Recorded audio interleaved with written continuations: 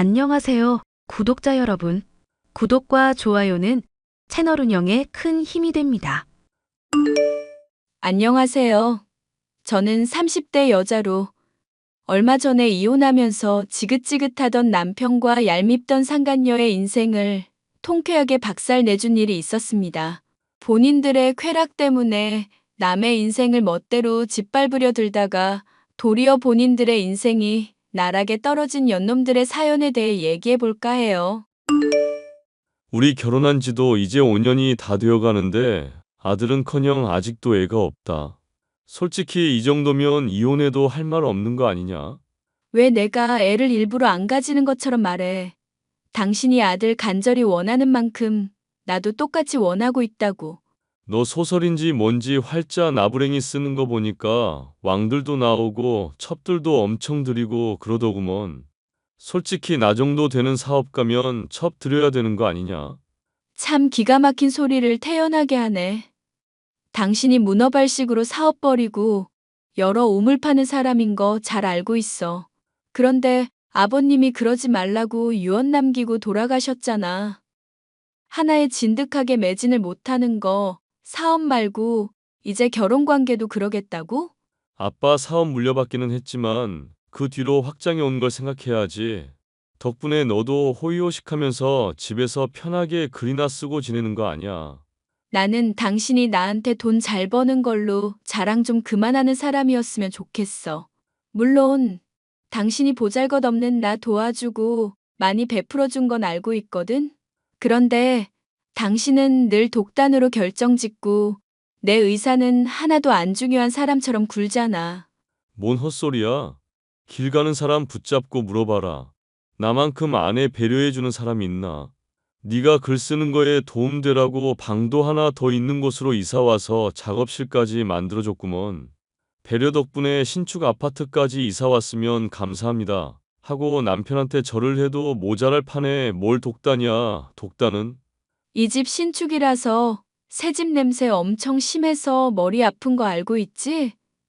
게다가 층간소음도 심하고 윗집이며 아랫집 소리가 그대로 다 들리더라. 세상 살면서 다 좋을 수는 없는 거야. 음악 틀어놓고 너도 편하게 있으면 되잖아. 말했지. 나는 여러 가지 집중 못하는 사람이라고. 음악 틀어놓고 글 쓰면 음악 때문에 집중 깨져서 잘 안 된다고. 배부른 소리 하고 있네. 그래서 뭐 어쩌라고? 집안일 다 해놓으면 당신한테 검사 맞는 거 있잖아. 그거 다 끝내놓으면 내가 독서실이나 카페라도 가게 해줘. 웃기는 소리 하고 있네. 나 사업 간다고 집 비우겠다. 사람 없고 이 넓은 집 내버려 두고 뭔. 개소리 하지 말고 밥이나 차려와. 그리고 밥 차리고 난 다음 빨래 끝내고 나면 내 태블릿 수리 맡긴 것도 찾아오고. 당신은 태블릿 같은 거 최신형 나올 때마다 편하게 사는 사람이잖아. 그런데 나는 한 달살이 빠듯할 정도로만 생활비 주는 거 너무한 거 아니야? 그리고 그놈의 태블릿은 왜 그렇게 많이 사는 건데? 내가 사업 여기저기 버리는 것도 여러 우물을 파둬야 해서 그런 거야. 한 우물만 파다가 망하면 그때는 뒤가 없는 거거든. 마찬가지로 사업이며 사람들 연락처며 중요한 정보들이 핸드폰이며 태블릿에 얼마나 많은데. 그런 것들 날아가 버리면 큰일 나니까 여러 개 장만해 둬야지. 사업상 필요해서 그런 거니까 잔말 말고 시키는 거나 해. 요즘 따라 너 진짜 말이 많다.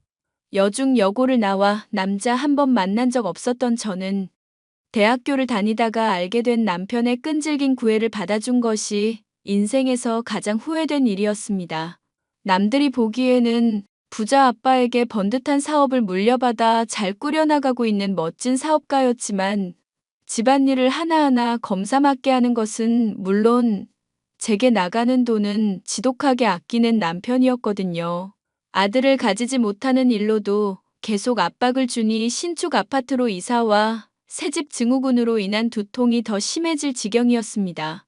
그 와중에 아랫집에 이사온 한 여자는 남편으로도 힘든 저의 인내심을 아주 신나게 시험하더군요.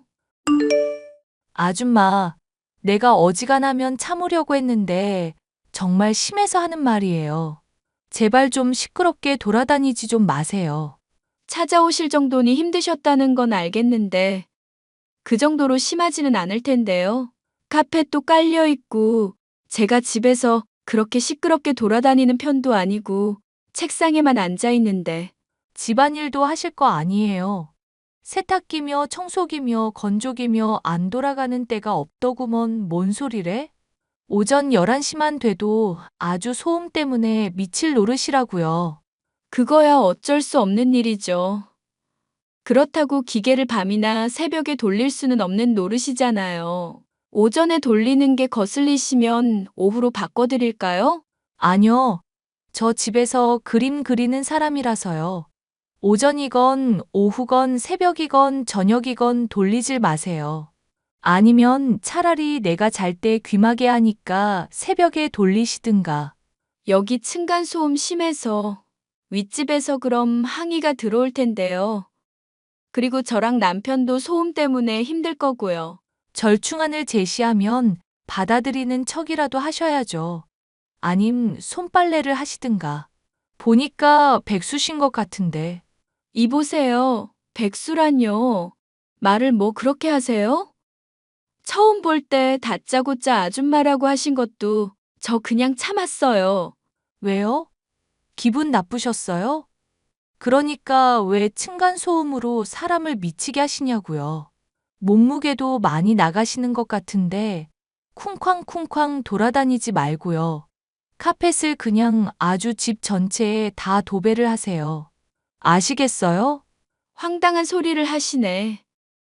그냥 그쪽이 나가서 그림을 그리시는 건 어때요? 제 그림 도구들이 다 집에 있는데 나가긴 어딜 나가요? 백수인 그쪽이 나가는 게 맞지 않을까요? 자꾸 백수백수 하시는데 저 집안일하는 주부거든요.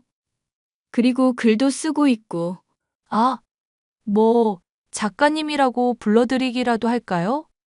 책 쓰신 거 있으면 제목이라도 그럼 알려줘 보든지. 표정 보니까 출판사랑 계약은 못하고 그냥 글 끄적이면서 작가 흉내나 내시는 분 같은데.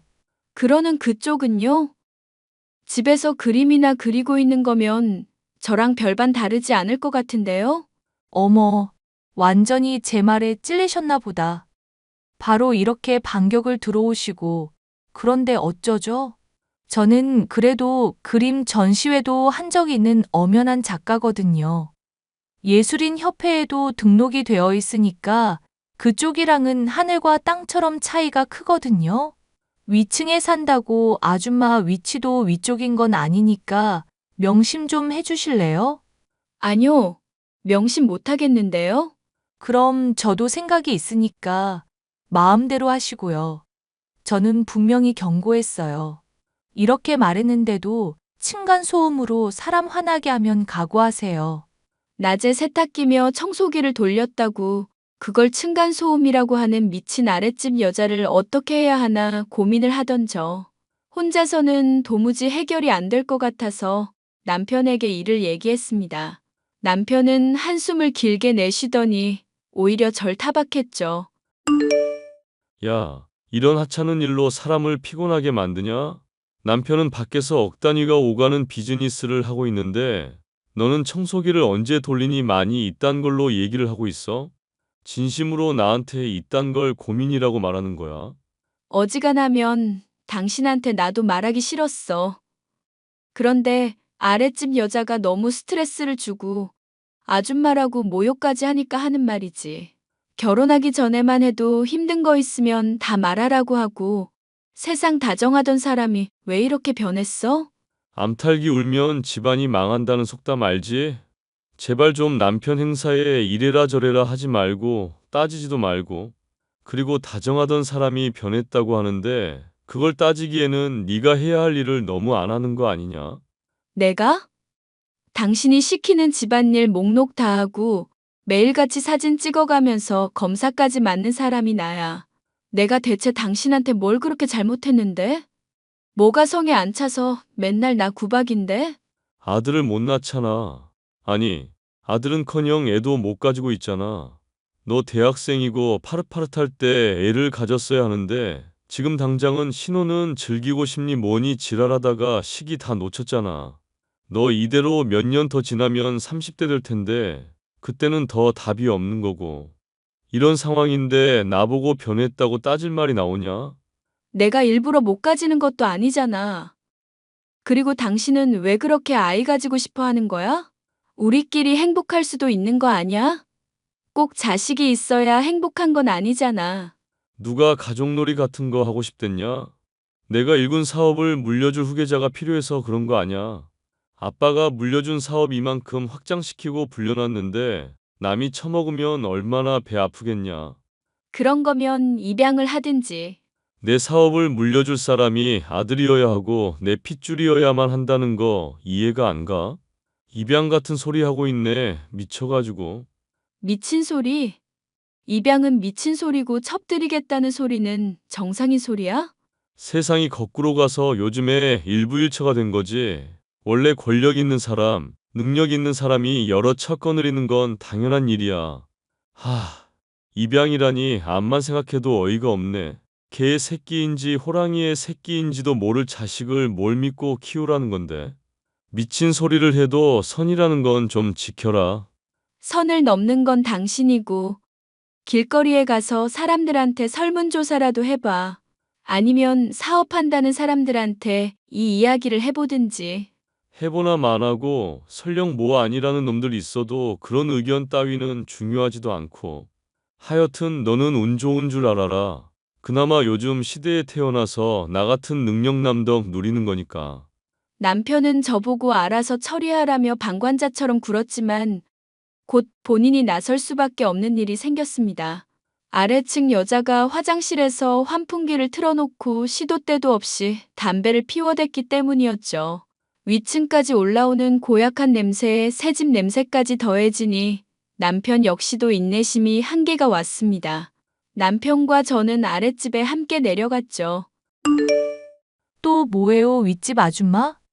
옆에는 남편분? 잘생기셨네. 아랫집 아줌마가 피우는 담배 때문에 머리가 아파서요.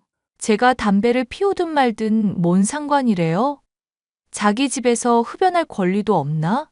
담배 연기가 몸에 안 좋으니까 그렇죠. 애 생기면 알아서 끊을게요. 걱정해줘서 고마워요. 방 안에 보니까 그림이 많이 전시되어 있네요. 벽에 걸린 저 풍경화는 얼마쯤 하나요? 사시게? 비쌀 텐데. 큰 거 한 장요.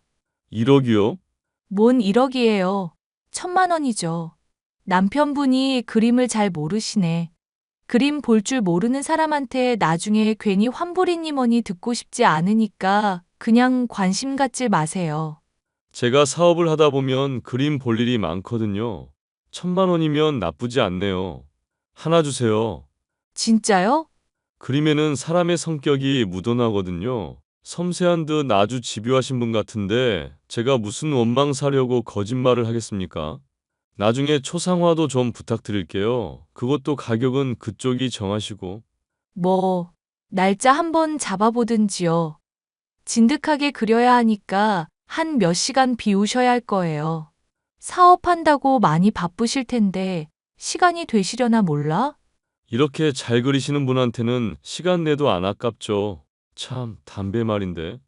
제가 요즘 기관지가 안 좋아서 그런데 부탁 좀 드려도 될까요? 어차피 저도 애 생기면 끊으려던 참이에요. 남편도 끊으라고 성화였던 참이니까 이 김에 끊죠 뭐.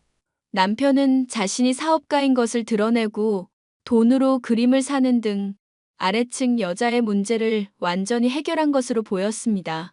솔직히 그림의 문외한인 저로서는 돈을 낭비한다는 생각밖에 들지 않았지만 어차피 거기서 제가 한 소리를 해봤자 남편과 아래층 여자 모두에게 원망만 살 뿐이라 가만히 지켜보았죠. 어찌 됐건 담배 연기 문제가 해결이 되었다고 생각해서 안도를 하고 있었는데 얼마 지나지 않아 아래층에서 침대가 삐걱삐걱 소음이 참 시끄럽게도 들려오더군요. 어지간하면 참으려고 했는데 종일 그런 소리가 나서 저로선 참기가 힘들었습니다. 결국 저는 원치 않게도 아랫집을 찾아가 배를 누를 수밖에 없었죠. 뭐 문제라도 있어요? 저도 어지간하면 이런 거 실례라고 생각해서 말 안 하려고 했어요. 그런데 이건 너무 심하잖아요. 아무리 부부끼리 금슬이 좋아도 그렇지. 시도 때도 없이 이러시고 신음도 편하게 내시니까 아주 신경이 쓰이네요. 차라리 남편분이랑 모텔을 가시는 게 어떨까요? 멀쩡한 집 놔두고 왜 생돈을 쓰겠어요? 그리고 소리는 앞으로 신경 쓸 테니까 이만 가주세요. 불쾌하네요. 기왕 내려온 거 그쪽 남편분한테도 같이 얘기를 드리고 싶네요. 왜요? 남의 남편 봐서 뭐 하게? 꼬시기라도 하게? 무슨 황당한 그런 게 아니라 부부끼리 똑같이 신경을 써야 할 문제니까 그렇죠. 앞으로도 이런 일 있을 것 같아서 주의를 부탁드리려고 이러는 거예요. 그리고 불쑥 찾아온 거 죄송하기도 하고. 이미 충분히 죄송할 거 많이 하셨고요. 알겠으니까 가시라고요. 동네 창피하게 이러지 말고. 착각하시는 모양인데 저만 입단속하고 설득한다고 끝날 문제가 아니에요. 가뜩이나 방음 안 되는 신축인데 이러면 동네에 소문 다 날걸요? 야, 적당히 해. 내가 알겠다고 하잖아. 알아들었다고 하는데도 왜 자꾸 집요하게 물고 늘어지고 난리야. 자꾸 그러면 확 네 남편 뺏어버리는 수가 있어? 뭐? 이게 진짜 별 미친 소릴 다 하네. 다시 말해봐. 너 뭐라고 했니? 내 남편을 뺏겠다고? 내가 담배 안 피우는 것도 다행으로 알아. 다시 또 연기로 머리 아프게 해줄까? 귀마개를 끼든지 말든지 알아서 하시고 남의 성생활에 자꾸 태클 걸지 마시라고. 댁 남편은 뭐 하는 사람인데 이래? 대낮부터 몇 날 며칠을 이러는 걸 보면 똑같이 집에 있어도 되는 직업인가 봐? 아, 아니. 신경 쓰지 말고 꺼지라고 좀. 그러니까 되지도 않는 소리로 사람 심기 건드리지 마. 나도 분명 주의 줬어. 창피당하기 싫으면 처신 잘하라고. 알겠으니까 그만 좀 해. 소리 좀 지르지 말고. 생각했던 것보다 아랫집 여자가 고분고분했었지만 남편이 그래도 비싼 값을 치르고 그림을 사준 덕분인가 생각을 하고 넘어갔었죠. 그렇게 2년 정도가 지날 동안 아랫집 여자와 큰 마찰은 없이 평온한 시간을 보내고 있었습니다. 그런데 그 즈음 아파트에 뭔가 이상한 소문이 돌고 있었고 저는 그 내용이 신경이 쓰이기 시작하더라고요. 아랫집 여자에게는 회사원인 남편이 있는데 낮부터 이상한 소리가 들리는 걸 보면 바람을 피우는 게 틀림없다는 식의 수상한 내용이었죠. 아랫집 여자가 과거에 남편을 꼬시겠다고 말한 것 때문에 신경이 쓰였던 데다가 남편 역시도 외박이니 사업자 미팅이니 이래저래 나돌아다니며 부부관계 또한 2년 동안 전혀 없다 보니 의심이 될 수밖에 없었습니다. 저는 하루날을 잡아 남편을 몰래 미행했지만 아랫집 여자와 남편의 불륜 현장은 볼 수 없었습니다. 대신 남편이 모텔에 어떤 여자의 손을 잡고 들어가는 것을 볼 수 있었습니다. 무의식적으로 사진을 찍어 증거 사진을 남겨두면서도 이 일을 어떻게 해야 하나 싶어 머리가 복잡했는데요. 여보, 우리 결혼 곧 7주년인데 그때 할 얘기가 있어. 결혼 7주년 같은 소리 하고 있네. 야, 너 아줌마야. 나이가 이제 30이 되었는데도 기념일이나 챙기고 있어? 뭐?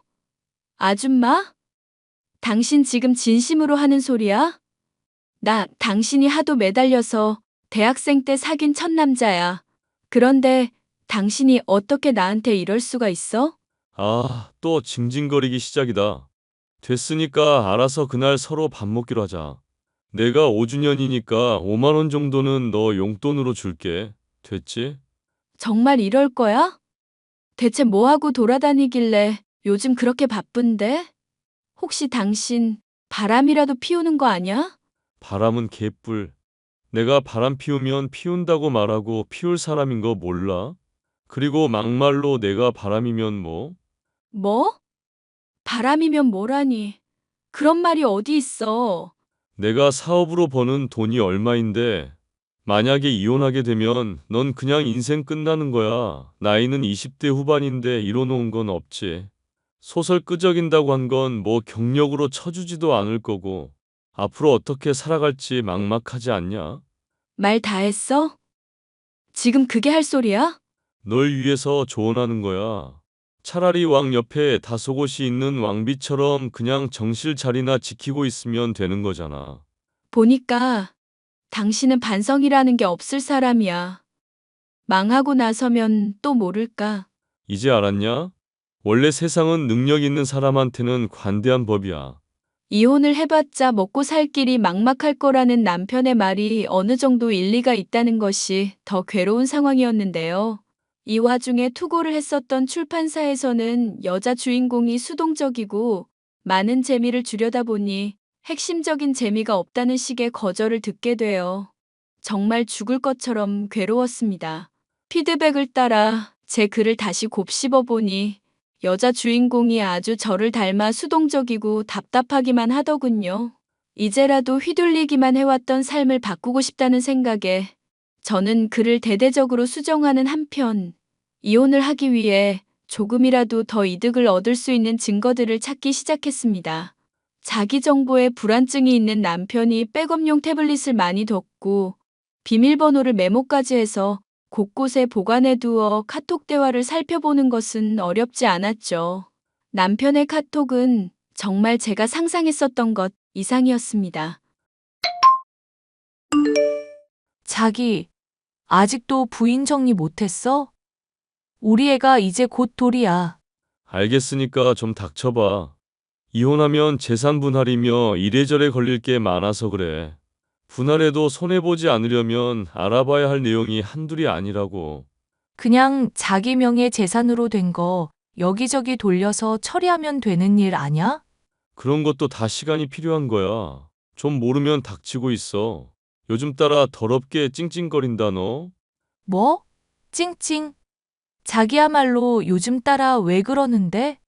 처음에 초상화 그려줄 때는 아주 좋아 죽더니 내가 예림이 낳고부터는 완전 180도 달라졌잖아. 내가 설마 딸 가졌다고 이러는 거야? 닥치라고 좀. 근본도 없는 년 그림 비싼 돈 주고 사주고 있잖아. 네 그림 표절한 거 걸려서 얼마 안 되는 명성 하루아침에 날아가기 싫으면 좀 고분고분 굴어. 알겠니? 와, 자기, 내 성격 알면서 나쁜 말을 자꾸 하네? 나는 요즘 버린 사업들 때문에 돈 버느라 바쁘고 네가 우선순위에서는 낮은 편이야. 그러니까 제발 좀 찡찡거리지 말라고. 특히 네 남편이 예림이 친자 검사를 해보니만이 그딴 소리로 나 심란하게 하지 말고. 네 문제는 네가 알아서 처리해. 등신 아니잖아. 뇌 있잖아. 할 수 있지? 난 지금 이혼하면 별로 타격 없어. 그런데 친자 검사까지 가면 나도 그때는 힘들어. 그럼 지금 이혼을 하든지. 당신이 나 데리고 가준다는 확신이 없는데 내가 어떻게 그래? 이혼녀 딱지 생기면 내 인생 망하는 거나 다름없는데? 이 업계에 파다하게 소문나면 그림값에도 악영향 미친다고. 모르겠으니까 알아서 해. 자기야, 정말 이럴 거야? 자기, 놀랍게도 남편은 아랫집 여자와도 오랜 기간 동안 외도를 해오고 있었는데요. 상간녀만이 아니라 다른 여자들까지 다 합치면 5은 되더군요. 사업 핑계로 바쁘다면서 돌아다니더니 연애 사업만 활발하게 하고 있었던 남편이었습니다. 저는 이 모든 증거들을 취합해 곧장 이혼 소송을 상담받게 되었고, 제가 생각했었던 것 이상으로 좋은 조건의 이혼이 가능하다는 것도 알게 되었죠. 매일같이 주부로서 일한 것을 검사받았던 것부터 숱한 상간녀들의 남편의 부부관계 거절 등 제게 유리한 사안들 투성이었으니까요. 그런데 또 얼마 지나 술에 취했는지 뭔 실수를 했었던 것인지 제 남편에게 보내야 할 카톡을 상간녀는 제게 보내고 있더라고요. 자기, 다음 주까지 이혼 꼭 해. 나도 많이 참고 말하는 거야? 내 성격 알지? 만약 다음 주까지 이혼 못하면 정말 평생 후회하게 해줄 거야. 나 분명히 경고했어? 그거 내 남편 얘기니? 어? 잠깐. 당신이 내 메시지를 왜 받아? 설마 내 핸드폰 해킹했어? 어떻게? 말하는 꼴 보니까 술이라도 대판 처마신 모양이구나. 남편이 무시하니 많이 힘들던? 너무너무 힘들었어. 으이그 이 미친년. 그래, 이혼해 줄게. 이 미친놈이랑 한번 평생 후회하면서 살아보든지. 뭐? 지금 뭐라고 했어? 이혼해주고 당신 남편 나한테 주겠단 얘기야? 그래, 이 미친년아. 아니, 누굴 보고 자꾸 미친년이래? 하여튼, 오케이. 이혼한다니까 내가 오늘은 넘어가 준다. 남편이란 인간의 실체도 모른 채 제가 이혼을 해준다니까 그저 신이 난 아랫집 상간녀. 저는 그동안 모아온 증거들을 취합해 이혼 소송을 진행했고 남편은 코웃음을 치다가 자신의 재산 절반 이상을 빼앗기는 것은 물론 제가 결혼 생활 동안 입은 정신적 피해에 대한 배상까지도 토해내게 됐죠. 제게 바람피운 사실을 숨긴 채 재산을 빼돌리려던 남편의 입장으로선 날벼락을 맞은 셈이었지만 저로서는 아주 적절한 타이밍에 결별을 하고 이득을 취한 셈이 되었죠. 기쁜 소식은 이것만이 아니었습니다. 바라마지 않던 출판사에 재차 수정을 해서 보내놓은 거가 좋게 보였는지 드디어 계약까지 하게 된 것이었죠. 남편에게 빼앗겼던 시간과 받은 고통은 여전하지만 그 가운데 제가 헌신하고 노력해왔던 것들은 보상을 받은 기분이었어요. 여보, 내가 정말 미친놈이고 당신한테 면목이 없는 상황인데 3억만 좀 빌려주라. 그 장모님한테 물어보니까 소설도 계약하고 아주 일도 잘 풀리는 것 같더라고. 이 정도는 어렵지 않지? 여보? 장모? 미친놈. 내가 너랑 이혼한 지가 언젠데 아직까지도 호칭이 그따위니? 그리고 참 미친 소리네. 참고로 내가 100억이 있어도 당신한테는 10원도 줄 생각 없어. 아줌마. 아니, 정윤 씨. 원재 씨 사정이 정말 안 좋아져서 그래요. 사업 여기저기 문어발식으로 벌려놓은 건 많고 대출도 많은데 감당이 안 돼서 압류당할 것들도 수두룩하고요. 지금 미친년들이 원재 씨한테 사기당했다고 소송까지 걸린 상황이라 아주 힘들거든요. 그래도 7년 넘게 같이 산 세월이 있는데 그냥 두고 보실 건 아니죠? 그냥 두고 보면 안 될 문제긴 하네. 그럼 도와주시는 거예요? 정말 고마워, 정윤아. 누가 도와주겠대? 그냥 두고 보지 않고 팝콘 먹으면서 보겠다는 뜻이었어. 나보고는 여러 우물을 파라느니 어쩌니 하면서 온갖 잘난 척은 다 하더니 사업은 왜 망하고 있다는 거야? 하긴 이 여자 저 여자 만나면서 사업은 뒷전일 때부터 예견된 일이었지. 정윤아, 이러지 말자, 정말로. 나 정말로 이대로 가면 죽는다니까? 그럼 죽어. 정윤 씨, 제발 우리 좀 살려주세요. 제가 남편한테 이혼당하고 위자료 뜯기게 된 건 안 도와주셔도 돼요. 그냥 원재 씨만이라도 도와주시라고요. 네? 지금 저나 원재 씨 직원들 월급에 밀린 돈 여기저기 갚는다고 사채까지 쓴 마당이에요. 제발요. 아이고 불쌍해라. 더 듣고 있자니 눈물 날 것 같으니까 그냥 차단할게. 파이팅! 정윤 씨, 저희 정말 죽어요. 살려줘, 정윤아. 여보, 내가 미안했어. 나 정말 새 사람 됐으니까 한 번만 도와줘. 여기저기서 돈을 끌어다 써서 기울어가는 사업에 퍼붓다가 결국 완벽하게 침몰해버린 전 남편과 상간녀. 둘은 그러고 나서 얼마 지나지 않아 크게 싸워 결별하게 되었다는 이야기도 들을 수가 있었는데요. 유언을 제대로 따르지 않고 여자나 사업이나 문어발식으로 탐했던 전 남편이며 그런 전 남편이 여전히 좋다며 붙어먹으며 제 속을 뒤집어 놓던 상간녀의 망한 결말을 들으니 아주 속이 후련하더라고요. 전 남편으로 인해 많은 시간을 손해보고 살아왔었던 만큼 앞으로는 제 인생에 더 매진하며 저를 위해 살아보려고 생각하고 있어요. 사연 보시는 분들의 많은 격려 부탁드립니다. 끝까지 들어주셔서 감사합니다.